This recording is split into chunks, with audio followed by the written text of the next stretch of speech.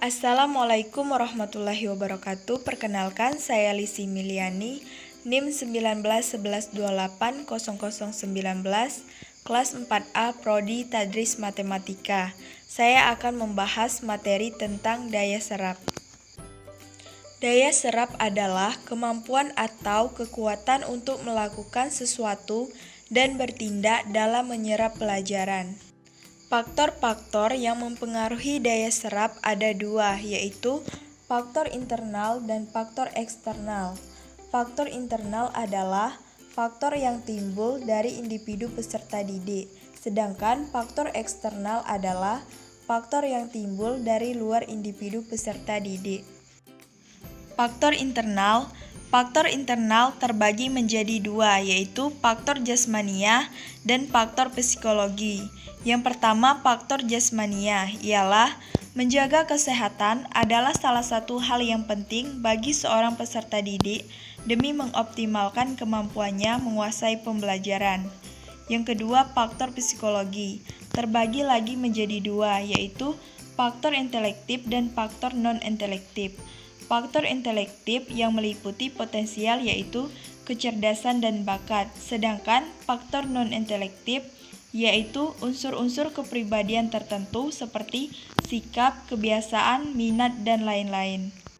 Faktor lain yang mempengaruhi intelijensi ada tiga, yaitu perhatian, motivasi, dan pendidikan dasar.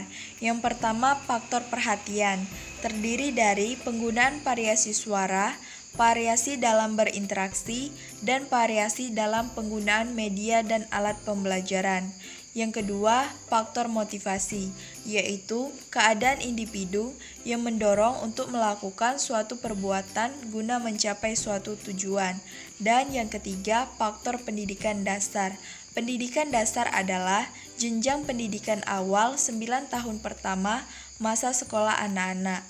Perlu disadari bahwa pendidikan dasar yang mendahului pendidikan tahap tertentu saling terkait.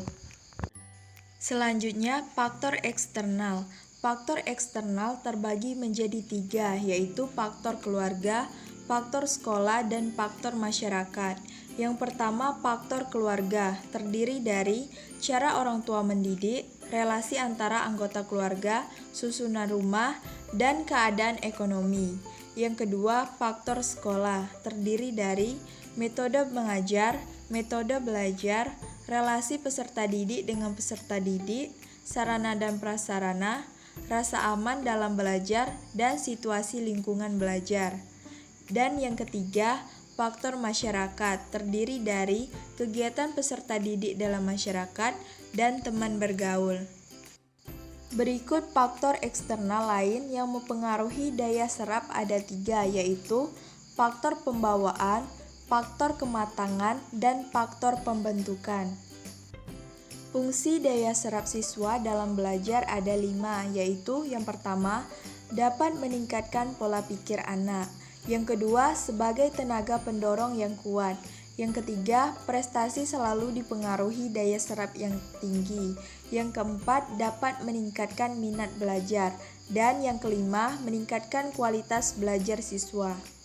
Dalam mengukur daya serap siswa, kita dapat menggunakan beberapa tes sebagai berikut. Yang pertama, tes formatif. Dapat kita gunakan untuk memperoleh gambaran tentang daya serap siswa terhadap pokok bahasan. Yang kedua, tes subsumatif. Dapat kita gunakan untuk memperoleh gambaran tentang daya serap siswa demi meningkatkan prestasi siswa. Yang ketiga, tes sumatif. Dapat kita gunakan untuk menetapkan tingkat atau taraf keberhasilan belajar siswa dalam satu periode belajar tertentu. Contoh materi pelajaran matematika SMA mengenai daya serap. Pada penelitian ini digunakan dua kelas yang berbeda sebagai kelompok uji.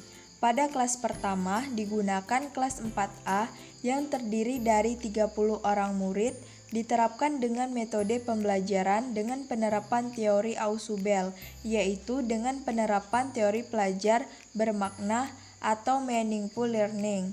Yang kedua, digunakan kelas 4B dengan jumlah murid sebanyak 28 orang, dengan menggunakan metode pembelajaran konvensional. Berikut contoh tabel distribusi frekuensi nilai tes matematika kelas 4 SD dengan penerapan teori Ausubel dan dengan metode pembelajaran konvensional. Dan berikut contoh pembahasannya. Dari hasil pengolahan data secara statistik, temuan yang diperoleh adalah sebagai berikut, yaitu yang pertama, skor rata-rata tes siswa yang menggunakan teori belajar Ausubel adalah sebesar 74,70. Yang kedua, nilai rata-rata kemampuan siswa yang menggunakan teori belajar konvensional adalah sebesar 69,43. Yang ketiga, standar deviasi kelompok siswa yang menggunakan teori belajar Ausubel sebesar 9,42. Dari soal perbandingan di atas dapat kita simpulkan bahwa daya serap siswa dengan penerapan teori belajar Ausubel lebih baik dibandingkan dengan pembelajaran konvensional, dan teori belajar Ausubel mempunyai pengaruh yang signifikan terhadap daya serap siswa pada materi pelajaran pecahan di SD. Dari materi yang telah kita bahas, maka dapat kita tarik kesimpulan bahwa daya serap adalah kemampuan atau kekuatan untuk melakukan sesuatu dan bertindak dalam menyerap pelajaran. Daya serap dapat meningkatkan pola pikir anak sebagai tenaga pendorong yang kuat. Prestasi selalu dipengaruhi daya serap yang tinggi, dapat meningkatkan minat belajar dan meningkatkan kualitas belajar siswa. Baiklah, sekian materi dari saya ucapkan terima kasih. Wassalamualaikum warahmatullahi wabarakatuh.